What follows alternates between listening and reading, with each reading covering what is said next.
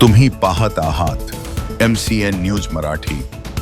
नांदेड जिल्ह्यातील तीर्थक्षेत्र माहूर येथील खोकले महाराज मठातील शेकडो शिष्य भाविकांच्या आग्रहास्तव हरिभक्त परायण नामदेव महाराज खोकले यांच्या पुढाकाराने माहूर ते पंढरपूर अशी पायी दिंडी मोठ्या भक्तिभावाने रवाना करण्यात आली। विठ्ठल नामाच्या गजरात आणि टाळ मृदंगाच्या निनादात दिंडीचे प्रस्थान झाले। खोकले महाराज मठात येणाऱ्या शिष्यांची संख्या मोठी असून पंढरपूरची वारी पायी करण्याची इच्छा अनेक भाविकांनी व्यक्त केली होती। भाविकांचा आग्रह मान्य करत हरिभक्त परायण नामदेव महाराज खोकले यांनी पायी दिंडीचे आयोजन केले। या दिंडीत शेकडो वारकरी सहभागी झाले असून भक्तिमय वातावरणात दिंडी पंढरपूरच्या दिशेने मार्गस्थ झाली।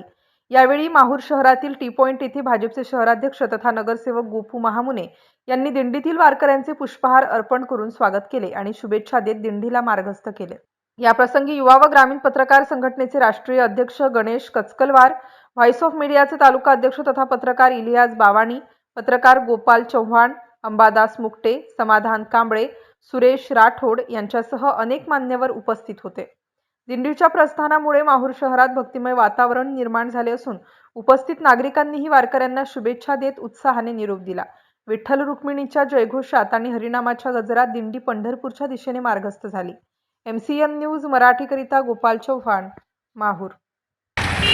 ही आषाढी एकादशी निमित्त माहूरगड ते पंढरपूर पदयात्रा आषाढी एकादशी निमित्त आमचे हरिभक्तपरायण नागनाथ महाराज खोकले यांचे चिरंजीव नामदेव महाराज खोकले यांनी 7 वर्षापासून ही एकट्याने केली होती, पण यावर्षी 25 लोकांसोबत घेऊन आता ही पदयात्रा नामामने केशव राजा केला नेम चालवी माझा या नेमाप्रमाणे ही सतत माहूरगड ते पंढरपूर ही दत्तशिखर येथील महंत श्री मधुसूदनजी भारती महाराज यांच्या कृपा आशीर्वादाने सुरुवात झालेली आहे।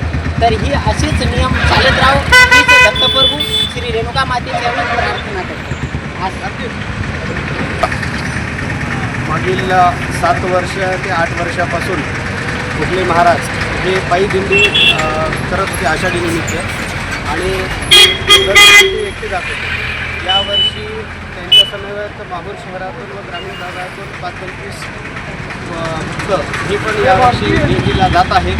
त्यासाठी मी माझ्याकडून व माझ्या माहूरवासियांकडून त्यांना शुभेच्छा देतो व आषाढी एकादशीच्या सर्वांना शुभेच्छा।